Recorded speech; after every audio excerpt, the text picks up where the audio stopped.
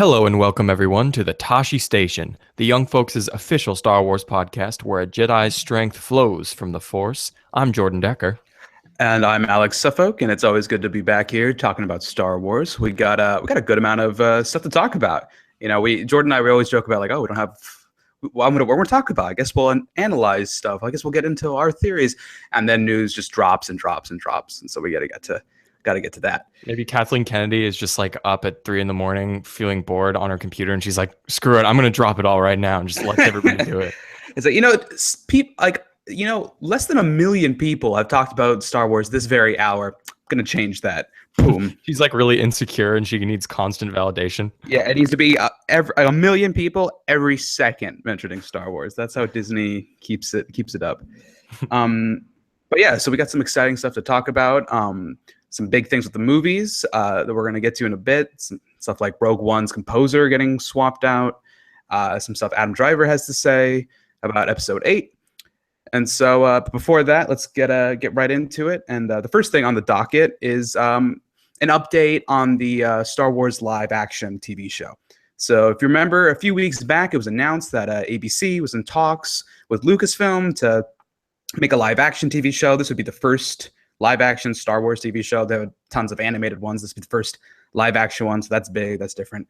So Ben Sherwood, who's the broadcast executive at Disney ABC, he had some comments. He said that somewhere, we hope, in the galaxy not too far away, there will be a television show that will air on one of our networks. But then shortly after that, he says that fans shouldn't get their hopes too high as they have a lot of movies to make between now and then. So just from this bit of info, I have to say, not too much of an update, to be real. It, to me, kind of boils down to maybe we'll make the show. We want to, but maybe. I mean, is there anything else you can glean just from that bit of info, Jordan? Basically, no, not at all. And here's why. They have had talks, quote unquote, at this point with everybody about anything. Like, this is what they do. That Disney and Lucasfilm, with their Marvel property on that side of it, and then with Star Wars now, whenever they have a possible idea for some sort of story, they're in talks with people. They have their full book of schedules of like, meet with this director, meet with this person, talk about the fourth trilogy after this trilogy, talk about this show. Like, if they weren't having those talks, they wouldn't be a massive corporation with like tons of financial success. So, I mean, the fact that they're saying they're in talks, I kind of agree with you. I don't think it necessarily means much of anything. We've had pieces of evidence in the past, like about like the networks, like ABC, looking at the show that are actually seem more like they mean something. But yeah, what is that? Is that what you think pretty much too? Yeah, I mean, like I think you hit the nail on the head that like we're in talks is such like a vague like business term. Like I feel like every like big corporation sort of just like says that to like to not shoot something down, but to not confirm it either. I think it's a way to to not make promises in one way or the other. I think they still want fans to be excited at the prospect of it, and to still keep like pushing for it, and hopefully one day that momentum will stay the same and the show will actually happen. But they don't want to get people's hopes up and promise them something and then have to let them down. So I feel like it's a really safe way to kind of keep the hype at the same level that it is. However, the thing that Ben Sherwood went on to say that I found much more interesting in the same interview is that he was just started talking about his relationship with Lucasfilm, and he says that they at ABC are deep into a very productive relationship with Lucasfilm making Star Wars Rebels, and are currently in ongoing conversations with them on what is the next Star Wars animated show. Now, that's the bigger story to me about this. I mean, Rebels is great, and it's doing great, and I think it's gonna go on for at least one more season, maybe even two. And but the fact that they're even thinking further ahead of that in the realm of animation, I didn't hear anything about them looking past Rebels. So I feel like that to me is, I think that one sort of piques my curiosity a bit more. What are they going to do with the next show? There's another show. They're thinking that far ahead. I think that's a little more interesting. What do you think? Yeah, and they're killing it in the animation department. I was just talking to you before we started about how I'm getting through Clone Wars right now, the show that aired on Cartoon Network, and it's now one of the few things that is still canon, and it's so good. And like we talked about before, they don't need to worry about budget. They literally sit around and they think, what would be the dopest, most like character advancing, hugest battle, most crazy thing to do with the Force powers, and then they just do it. And they have good voice actors and they have good animations. Like I just got to like season 4, and that's when the animation just started getting like much better even. So um yeah, it's like in that widescreen format, dude, it's like it's just as good, I think. And you know, if you can tell good stories that way, then go for it. And I think they're killing it on that front. Dave Filoni's in charge of all the animated side of things. In a lot of ways, I think he has a better handle on the universe and what makes it great than George Lucas himself did when he was still running things, and they worked together on the properties. So um yeah, one thing that crossed my mind too is if there was that other animated show that takes place during some time period, it would be cool. I know you were talking about this a little bit earlier. It would be cool if it corresponded possibly to Force Awakens timeline, like we see years before that, or fleshing out, because there's that huge 30-year gap that needs lots of that, and then we'd have one animated show corresponding to each trilogy. So that would be very like symmetrical. Yeah, that's what I'm personally hoping for with this next animated show. Because as you said, Clone Wars deals with the prequels, Rebels. It takes place before the original trilogy, but it's very clearly in that timeline with the stormtrooper aesthetic and Darth Vader, obviously. So I think it would be the coolest thing would be that time gap between Return of the Jedi and Force Awakens, because I feel like we have the Poe Dameron comic right now, we have the Fallen Empire comic, and we have the several novels that have come out, but I feel like that's still like the biggest source of mystery right now. I know in particular, I want to know more about the First Order and the Knights of Ren. I think they sound, and Snoke. Oh my God, if we could like through animation see a little bit more about Snoke, I think that would be amazing. Mm-hmm. So I think, and like you said, they're knocking it out of the park with the animations. So I think it's a great way to do that, and they don't have to worry about the budget. They don't have to worry about what Snoke is going to look like animated, because everything's animated. So it'll fit right in. Although it just got me thinking, like, what else would they do? That's what I'm hoping for. I'm personally hoping for something pre Force Awakens, but I feel like they could do other stuff. One thing that I had in mind is that so Clone Wars takes place between 2 and 3, and Rebels takes place between 3 and 4. Maybe they're just sort of going in that order, and they do something between 4 and 5, detailing either more about the Rebel Alliance or following Luke and Han and Leia.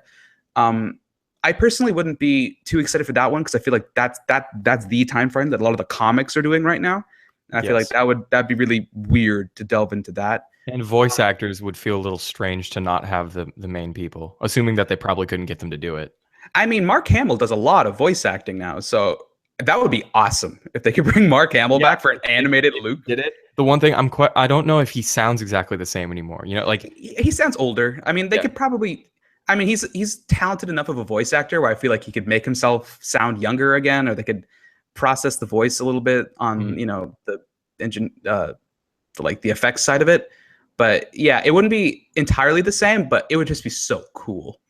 Then you'd have it would be weird if you had him and like Carrie Fisher maybe, but then not Harrison Ford. It would be like either Harrison get them Ford all or get none of them. Because the Clone Wars cast, it's like I mean, in that scenario, they have like a few people here and there. Like I think once in a while they get Frank Oz, but then like the Anakin and Obi-Wan actors are different. So it's after a while you just kind of accept it. Yes, I mean, and that's the way it is with a lot of like TV adaptations of things. So it wouldn't be the worst thing in the world. It would be cool to get Luke to it. And then the other thing I think also be really exciting if they're doing these animated shows specifically between movies. I'm always fascinated between like what is Luke doing between 5 and 6. Between right after he loses the hand, what does he do? Because it's sort of vague, and it's sort of maybe like when he returns to Yoda in Return of the Jedi, you get the impression that he hasn't been back to Dagobah since right before he left in Empire. and he's been training like on his own. So he comes back to do Yoda's training, and he's like, "No, you don't need it. You're good." So like, what did he do to become as strong as he was? How did Push-ups. push-ups? Nothing but force-ups. He's done force-ups. Sure. um, but like, how did he construct his lightsaber? I mean, in Return of the Jedi, there's a deleted scene of him just like fiddling with it and screwing it on. That was the most unsubstantial deleted scene I've ever seen. I was like expecting Yeah, this pilgrimage to find a kyber crystal, and he's just in a cave, like building a Lego lightsaber. it literally looks like he's screwing on like a Yeah, flashlight after putting batteries in it. good So stuff. I'm glad they deleted that, because then there is the mystery to it. Like it opens the door for a much more exciting story of him finding the kyber crystals. Hmm. So I think that could be cool in an animated show, is seeing what like Luke is doing between 5 and 6. Because I think there's a couple years in there. What is Leia doing? Like her setting up the the plan on Jabba's palace. You know, what is Boba Fett doing now that he's like cashed in with all his Han Solo money? You know, so I think if they have to do an animated show that's not pre Force Awakens, I think that would be the most interesting one to me. Do you have any other thoughts about Well, what I they was could just be? thinking about possible pre-Force Awakens stuff. I Mm, almost said Fork Awakens. That would be like Fork Awakens, cafeteria version. Um, lunchtime. so I really like stuff in Star Wars that delves into the not the dark side necessarily, but like the villain, like how their whole like government is put together. And Lost Stars, the Claudia Gray new canon Star Wars book, is great at that. It follows two kids that grow up on this like outer rim planet under the rule of the Empire in the original trilogy timeline, and then it's sort of like them both advancing through the ranks of the Empire. And they're not bad people, but like, I mean, it's right there on the back of the book. One of them joins the rebellion, and then they have like a rivalry kind of. And I think it would be really cool if there was a show that took place before Force Awakens that centered around like a squad, like a 7-person squad of stormtroopers. Maybe Mm, Finn could be in it as like a tertiary character in the squad, but not like the main character. Um, because it's like number one, we need fleshing out about like what the stormtrooper training situation is. Number two, we need fleshing out about what the First Order is in general, what they stand for, what their methods are, and just number three, in general, we need so much more detail about before Force Awakens timeline. Like, what's the galaxy looking like? What's the system of government? You can clarify that the New Republic is a thing, and that the mhm. First Order is more of like a fringe, like almost terrorist group. And I think that would be really cool if you had like a officer and a gentleman kind of training show where there are kids being raised to do horrible things. And they're, as the show goes on, realizing how horrible it is and like still doing it kind of out of fear, but you see the seeds of like of dissent among them. I don't know. Mhm. That sounds pretty cool to me. That sounds really cool. I wonder if it's a bit dark. I feel like they're going to make it another kids show. I think like, I mean, Clone Wars and Rebels are great, and adults can watch it and get just as much enjoyment out of it. But they're made with kids in mind, and so I wonder if they think that's like too dark for kids. I'm 100% for it. I think that's really cool, like that intrigue and like so. And I think from a kid's perspective, that's much more interesting because like they're much more susceptible to like that kind of indoctrination. So to show them sort of realizing that it's shady and growing up out of it, I think that it would make good drama. And yeah. Whatever Finn says about like the Trillion massacre and like the different planets that he's been to, I get the sense that like they didn't do a lot of like horrible things during their training. Their training was more like see the galaxy and like and work different posts all around the galaxy. So Yeah, that would be a good I way of having the show happen, but have them not all be like horrible, irredeemable people as children. Even they might be okay. yeah, I agree with that. I think yeah, I agree. I just think that's a good idea. Hmm. Um Thank you. so another brief snippet of TV Star Wars news, is that the movies themselves are now going to be aired on TV. So Time Warner, the company, the channel, they like in a long ongoing legal battle secured the rights for all 7 movies and presumably 8 and 9 once they come out to air on their cable network channels. So Turner and USA and FX were all vying for this. Like Time Warner just like skirted by, got the deal with Disney, and yeah. So just it's a little crazy that we haven't really seen Star Wars the movies themselves on TV before, and then obviously like Star Wars is such a big franchise as it is. People must like the back like the discussion room dealings for this thing must have been like brutal, corporately brutal. So I don't know. I think it's just interesting to mention. You have any thoughts on it? Where do they put commercial breaks? Uh, Whenever Jar Jar shows up, Just Misa called Jar Jar, and then they just cut. just like there's like the TV movie thing where just kind of fades to black and cuts off like a Yeah. word. And it's just like rolls into a Matthew McConaughey Lincoln commercial, and then Yeah, you forget all about Jar Jar. yeah, Um, yeah, I'm actually serious about that though. I'm used to seeing the Star Wars movies as sort of these like legendary epics, yeah, and other things like Die Hard or something like that has been cut in different TV formats for years, and it's yeah. like I'm used to seeing those things cut to commercial. But it's gonna be, I don't know, it's gonna be interesting. I guess I'm glad that it's happening because we've never had it before, and Mhm. the thought of like flipping through channels and like, oh, Star Wars is on in addition to like Terminator being on. So like whenever like Star Wars goes to commercial, I can just like flip to something else and then right back to Star Wars. I don't know, it's cool because I always like to take advantage of like channel surfing so I don't have to watch any commercials. um Oh yeah, commercials are the bane of my One thing existence. though, I think it's crazy because it's happening on September 20th. Like that's when they're starting to air. And like the deal just happened, or we assume it just happened. I assume it must have been in the works for a while because it's so like fast. I was just at the gym the other day, and it like there was a TV, and there was an ad for it on TNT already, and I saw the clips that they were advertising. One of them was like Han and Chewie talking about something, and then the next one was like Camino and like the rain and the some like Matt dragon thing flying over there. And then Mm. another thought occurred to me, which is it's put this the trilogies haven't been put this close together before, and I'm really gonna notice the differences between them. Like if they, if you're flipping through channels, it's like, wait, why are the first three movies like CGI video games, and then the next ones are all practical effects? It's kind of weird, huh? Yeah, I mean, that's the regrettable thing about CGI that I think George Lucas didn't realize at the time because he was so excited that the technology exists, Mm, is that since it does advance like every year, it does not ever hold up. right. And so it is kind of unfortunate that the prequels, even though at the time they looked so like spectacular, and that now they look like the worst, like they had worse budgets, than the originals. Right.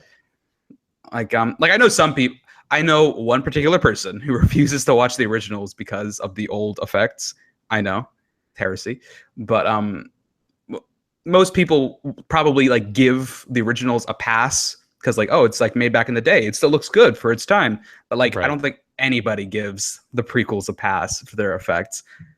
It's not like, oh, it was good for the time, because like it just, yeah. It looks like the droids in Phantom Menace now, they look like those like cheap animations that like bowling alleys have whenever you get a Oh strike. my god, I know exactly what you're talking You know about. exactly what I'm talking about, They right? totally do. They those totally look like that. those like late 90s clip art pixel Nintendo 64, like yeah. Oh god, yeah. Yeah. So, you know, but hey, Star Wars movies on TV. That's cool. I'm also wondering. So, like, people keep talking about all of like Disney's properties going onto Netflix and that deal going through, and I think that also includes all the Marvel and all of the Star Wars movies. Hmm. Maybe I'm just hoping, but I've heard that, and then if that's true, that almost makes this like another like non-story, because I speaking for myself, I almost never watch TV anymore unless it's on Netflix. Yeah, So no, our generation is kind of done with that whole thing, I think. yeah, I think because like we're talking about commercials, like, oh god, where are they going to put the commercials? Because we hate them. Our generation, we can just get it whenever we want it. Why Hmm. sit through commercials? So that's One all thing I I have to say. wanted to ask for you, um, kind of as an aside, do you think there is any chance that these Star Wars movies that are going to air on TNT over the next couple months will be different than the George Lucas altered versions? Like, will they be closer to the originals? And if not, do you think that we will ever see the originals? Um, no to the first question, maybe to the second. So I think that they're going to be the most recent edited versions because those are the ones that technically are like the new canon that like you'd buy at a Target now. It's Mhm. like it's the versions I own right now. So like I feel like those are here to stay for a while. I don't think they're gonna like go back and give us the good ones. Um, but people always think like, oh no, George Lucas mucks with it. He's never going to release. How dare he's never going to release the originals. I feel like give it enough time under the ownership of Disney, and you know they're going to swoop down like angels on chariots, the saviors there they are, and deliver us the original theatrical versions on Blu-ray.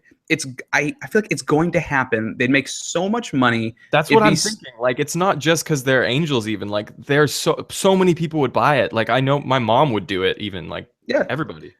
yeah, so I feel like it's just money waiting for them, and I think honestly, I feel like they're just waiting to get all the original movies or like all the sequel movies out of the way, and then once again, when people aren't talking as much about Star Wars, for like a good year after Episode 9 has come out, they're gonna be like, "Hey, guess what? Theatrical releases, boom, we've done it. You're welcome." So I Yep. feel like I feel like that's when they're gonna do it. I feel like it's only a matter of time now that that's out of the hands with George Lucas. Just give it time. I think it's going to happen. Yeah, I'm with you. I really hope so. Um, all right, so moving on to our more substantial stories that are actually stories and not non-stories.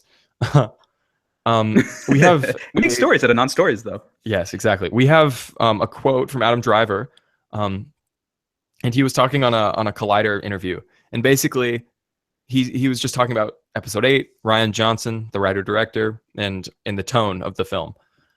So he said, "It's great. It's similar to how The Empire Strikes Back had a different tone.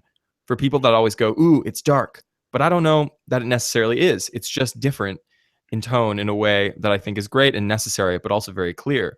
He trusts that his audience is ready for nuance and ambiguity. He's not dumbing anything down for someone, and that's really fun to play." Also, Adam Driver went on to say, mentioning that Rian Johnson wrote the script himself, he said, I learned a lot of things about my character through his writing. Some things we talked about before and some things we didn't. He was working on the script while we were still working on the first one. To understand what JJ was doing and take ownership from there is kind of a remarkable thing. So a lot of people are digging into this quote. Alex, do you take anything away from this? Um, well, the first thing, hold on. Like this article that we got this quote from is called Adam Driver compares Episode 8 script to Empire Strikes Back, and I feel like that is the most misleading thing I have read.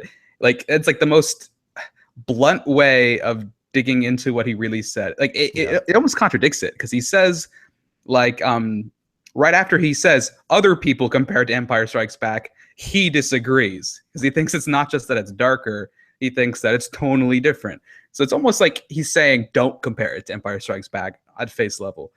But whatever, journalism. Um That's what it is today. It really clicks. It's all about clicks. Yep.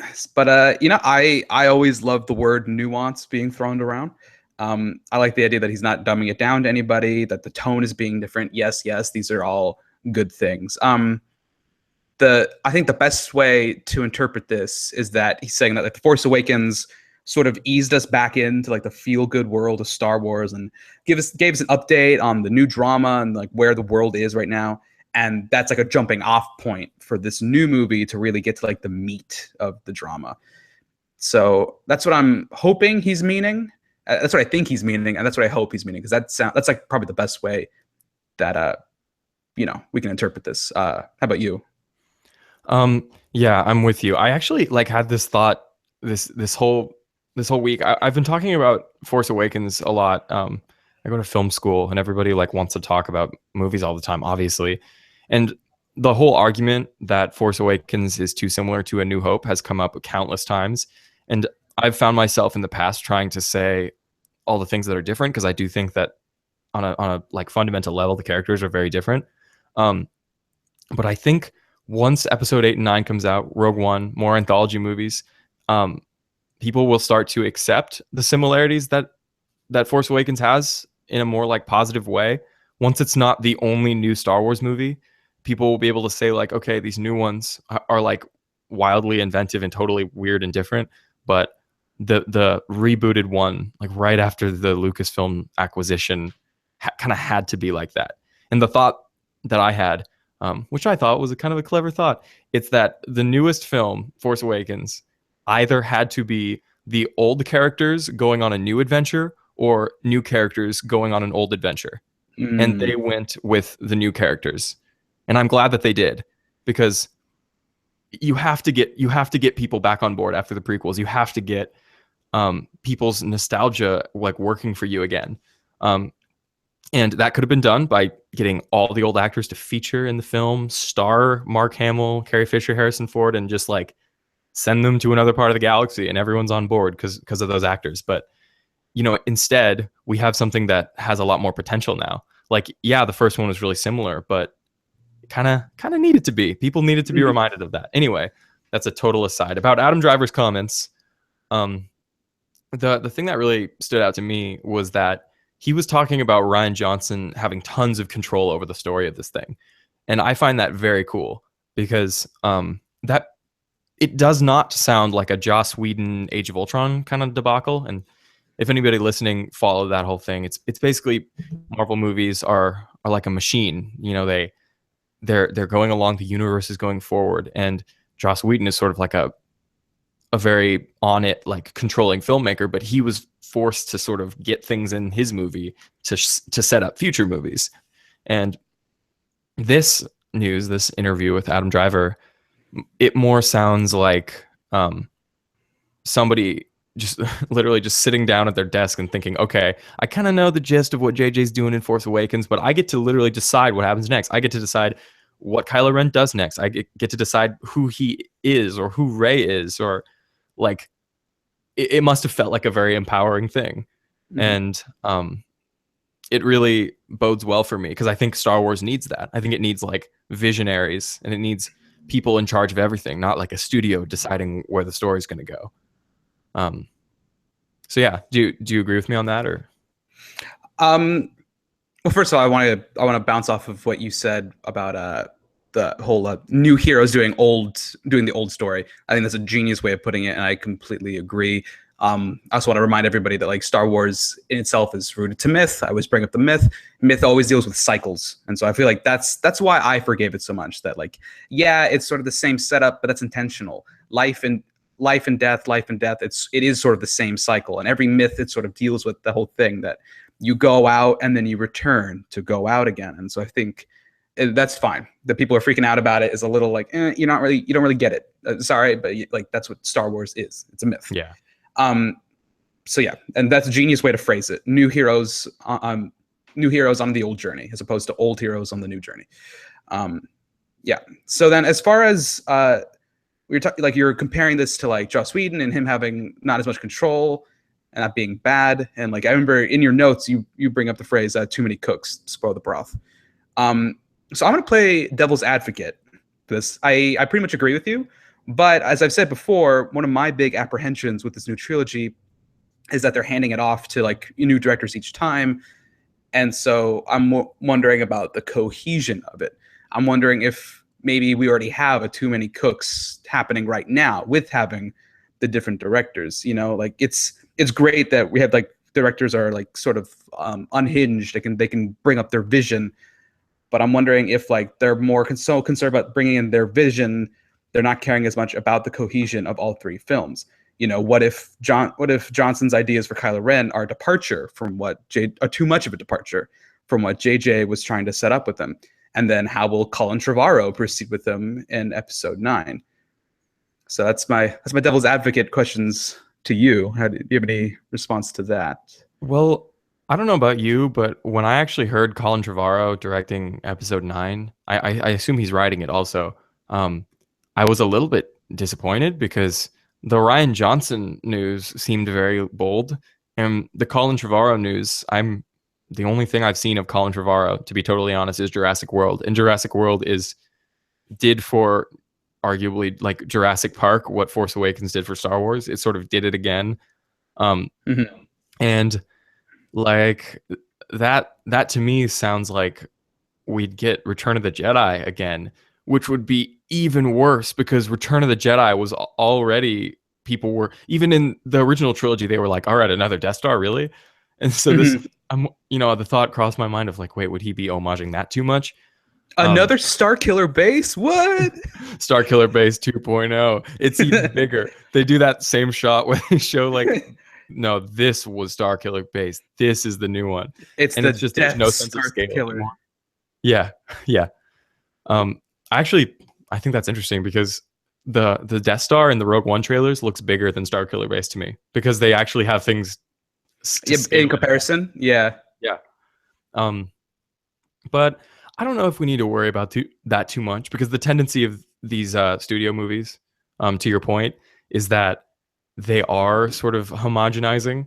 So it's like we need to be more worried about, are they going to be creative enough, not like are they going to be together enough. Mhm. This is it's a machine. They're not going to let things go out of hand. I think it probably went down like this. I think Ryan Johnson was approached by Lucasfilm as a sort of up and coming director, and then he pitched them his ideas after hearing the Force Awakens script, and they picked him based on liking those ideas. So right there, if he had been like, I don't know, Quentin Tarantino pitching the new Star Wars movie, and it all takes place in the Mos Eisley Cantina, and there's blood and gore and f bombs and the N word all the time, Oh, Tarantino would so do that. he would not give a shit. Then they would have been like, sorry, you're not our guy. But I think what they do is say, we like what you're doing, we trust you, now just do it, because we trust that what you told us is what your final vision is going to sort of be like. Does that make sense? I don't know. Yeah. No, I personally agree. I was just playing devil's advocate. I trust Lucasfilm, Kathleen Kennedy enough to like they know what they're doing. Mm-hmm. Like they wouldn't let these directors direct with full abandon and completely like disregard what they're trying to do with these movies. And like with everything, it's scary how good Disney has gotten at what they do. I feel like Mm-hmm. everyone there knows what they're doing. I just wanted to have a little discussion. So you're still going to see episode 8 though, right? Oh, I mean, yeah, I'm gonna see all of them. It doesn't matter. Like they could say they could resurrect Jar Jar and confirm the Snoke is Jar Jar theory. I'm Is still that a seeing theory? it. Is that an actual theory? Oh, have you not heard of Darth Jar Jar? No, I've heard of Darth Jar Jar. I didn't know that like transcended into him being Snoke also. Yeah, yeah, that was the end thesis. Like it's setting the prequels are just setting up Jar Jar as like the master, even behind Palpatine, manipulating things as a fool. This Good. whole thing, and then Good. once he realized Palpatine ascended, he sort of went to the shadows and became Snoke, and now he's back. Before Snoke That's was like amazing. revealed to look more or less human, everyone this one particular guy on Reddit had an Yep. elaborate theory. Reddit's insane. Now he's probably saying, "Oh, he got his ears cut off and his voice totally changed," but he's a Gungan. Trust me. Trust me, he's using the dark side. He deformed himself. Um, I mean, they could confirm that. I'm still seeing all the movies. I don't care. But Mm-hmm. yeah. All right. So moving on, our stories are just escalating. And this one, Alex and I both agreed before, is probably the biggest one. And the story is that reportedly, Rogue One has replaced its composer. It was originally going to be Alexander Desplat, who he's composed a lot of things since the '90s. He composed Gareth Edwards' most recent Godzilla movie. He's not going to be doing it anymore because of the reshoots didn't align with his schedule. But instead, they're going to bring on Michael Giacchino, who's best known for working with JJ a lot, scored Lost, Super 8, Star Trek movies, um, like Brad Bird movies too, The Incredibles. Great composer also. Ratatouille, I think too. Yeah, yeah. No. Ratatouille. So yeah, that's huge. Music is arguably one of the most important things in a movie to make it work. So Alex, what do you Especially think about Star Wars. this replacement? Yeah, this is big. Like people are like crapping their pants at the idea of reshoots, even though that's relatively standard. I feel like this is almost like a bigger bomb to drop, especially this late in the game. Like Rogue One is just around the corner. It's like 2 or 3 months. Are they getting a whole new soundtrack? Like what? So yeah, I really don't know how to feel about this. So like we kept talking about the Rogue One trailers, and the music was always something that really like stood out to us. So I'm wondering like is all of Desplat's music being gone? Like all the music that's in the trailer, is that gonna not be in the movie like at all anymore?